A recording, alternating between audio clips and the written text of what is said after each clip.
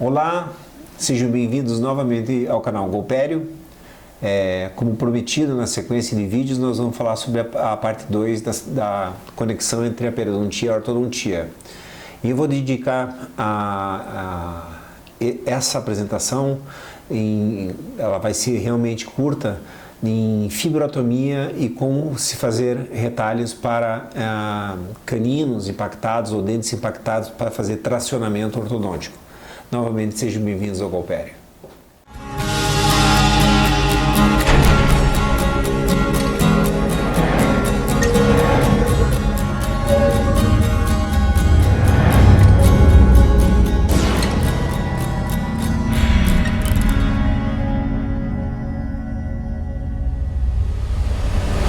Então vamos continuar a nossa discussão, que é um tanto quanto ampla entre a periodontia e a ortodontia, mas eu não quero deixar tão extenso, eu estou querendo encurtar esses vídeos.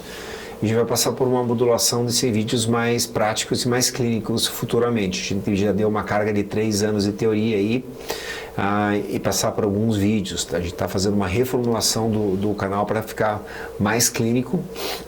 Claro que sempre envolvendo a ciência, mas a gente na semana passada a gente falou sobre o tratamento de orto com pacientes periodontais, o efeito da movimentação, defeitos horizontais, a extrusão e a parte mucogingival, e hoje eu vou dedicar dois tópicos. O retalho para extrusão de dentes, como fazer um retalho, porque acho que a mucogingival fala muito em falta de tecido ceratinizado, tal, mas não fala muito de como fazer um retalho quando você quer, por exemplo, um ortodontista quer fazer uma extrusão e ter uma gengiva saudável, né? E comentar sobre a fibrotomia. Por que eu não vou falar pela corticotomia? Porque eu conheço muita ciência, mas eu não pratico ela clinicamente. Assim, eu sei que ela funciona, então se alguém tecer um comentário sobre a corticotomia, eu adoraria ouvir, tá? O efeito periodontal sobre a retenção ortodôntica, acho que é um caso que a gente deve discutir à parte, certo? É um caso que a gente deve discutir até onde vocês mantêm esse efeito periodontal sobre a retenção, até onde você, se vocês querem manter isso a longo termo, ou se não querem nunca tirar essas retenções, e eu vou dizer qual que é a parte periodontal em relação de manter essa parte de periodontia, tá? Então vamos falar sobre a extrusão de dentes. Desculpa, apareceu uma mensagem aqui. Na verdade, eu sou da época da regra de Clark, em que você tinha que fazer aquelas radiografias mesiais distais para saber se o dente estava vestibularizado ou lingualizado, né? De qualquer forma, aqui já te diz muita coisa. No canino, um canino, vamos dizer, pode ser outros, nos dentes impactados palatinos, eu gosto de fazer um retalho total, tá? Eu retiro todo vamos dizer, o invólucro da coroa, certo?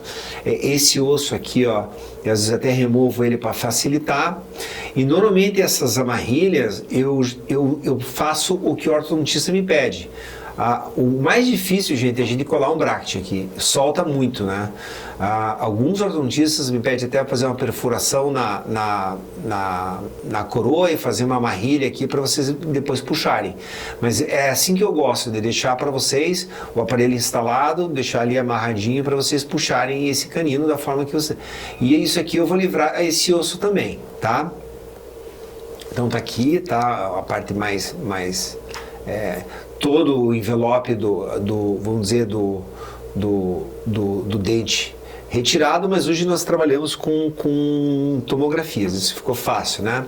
Então, enquanto na parte lingualizada a gente trabalha com retalho total, ou às vezes a gente... eu até posso fazer um retalho em cima do dente, mas eu prefiro começar da onde ele vai ser tracionado. Se ele estiver na parte bucal, nós temos que fazer o retalho retalho posicionado apicalmente, e é bem tranquilo de fazer ele, tá? Então aqui um exemplo bem fácil de uma publicação, tá? Essa de Ingber, tá? Eu esqueci de colocar aqui a publicação, mas basicamente nós fazemos incisões verticais e nós prendemos esse tecido ceratinizado lá no canino que você quer lá em cima. Assim que você for fazer o tracionamento e o periodonto vem junto, você não vai ter um defeito mucogingival. Caso você faça um corte direto na mucosa aqui e prenda ele, você pode ser que você traga essa mucosa junto e você possa ter um defeito mucogingival em que tem a necessidade de fazer uma correção pós-cirúrgica. Veja esses dois caninos, por exemplo, impactados. É muito simples fazer essa incisão. Olha que tecido ceratinizado lindo. Incisões verticais, acesso, tirar todo o osso que está envolvendo ou atrapalhando o tracionamento de vocês, mas passando a linha mucogingival, a gente vai o quê? Fazer as suturas com eles lá na região, realmente, aqui já foi feito, né, a colagem do bract, mas fazer essa sutura lá em cima. E você vê que quando vai cicatrizando, eu vou mostrando aqui a parte final, vai cicatrizando com as suturas, olha que bonito que fica, tá? Agora você vai fazendo tracionamento, olha, você vai ter até stippling nesse caso aqui, e essa cicatriz em tecido ceratinizado tende a sumir, tá? Então fica bem bonito o final do caso, esse é o contralateral, certo? Então aqui você tem o caso já começando a expor e começando a tracionar, e esse tecido vai descer junto, que é bem bacana. Um outro caso, certo? Esse é um caso aqui, mesma coisa, olha lá, o tracionamento. Esse osso aqui a gente não gosta de deixar para vocês, né? Nada que atrapalhe realmente o livre acesso do dente para seguir o seu tratamento, os ortodontistas, tá? Então a gente remove esse osso, tá, ó, removido, deixado. A sutura ela fica esquisita, às vezes parece que fica semi-aberta, mas faz adesão, tá? Olha só, ele vai fazer adesão, aqui começa a parte da adesão desse dente, certo? Olha lá, ó. E o tecido ceratinizado ele vai seguindo. Esse nós tivemos um caso que estava difícil de descer o canino, a gente reabriu, né? E a gente viu que foi feito no departamento que eu trabalhava, que a gente não retirou o osso de uma forma adequada para vocês fazerem esse tracionamento.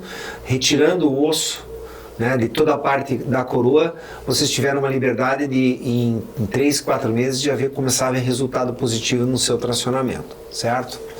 Então, antes a gente fazia esses acessos assim que eram mais agressivos. Hoje eu não gosto mais de fazer isso, eu faço mais retalhos mais conservadores, mas funciona, cicatriza aqui com cimento cirúrgico, e aqui são praticamente um mês depois, eles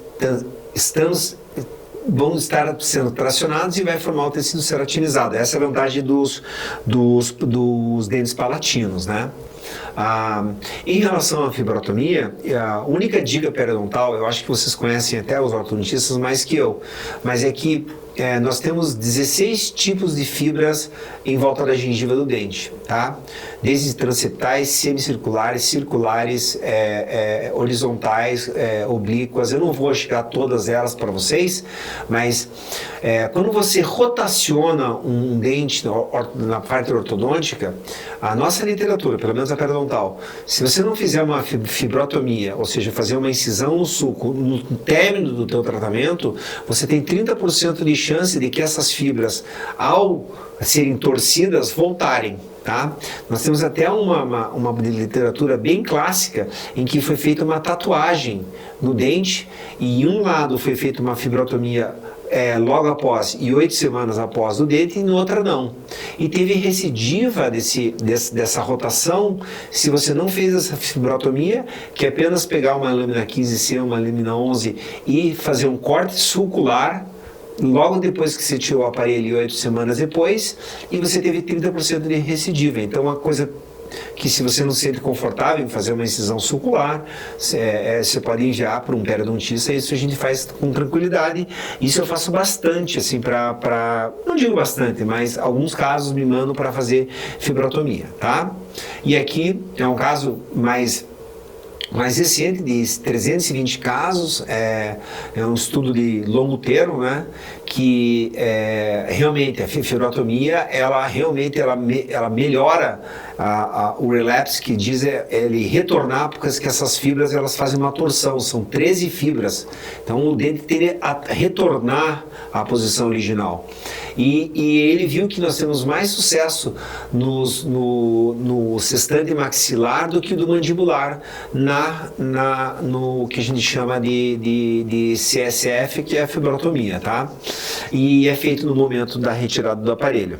Então, como eu falei para vocês, seria uma apresentação simples. Gostaria de até comentários dos nossos colegas ortodontistas, e agradeço a atenção e nós nos vemos na próxima semana. Muito obrigado.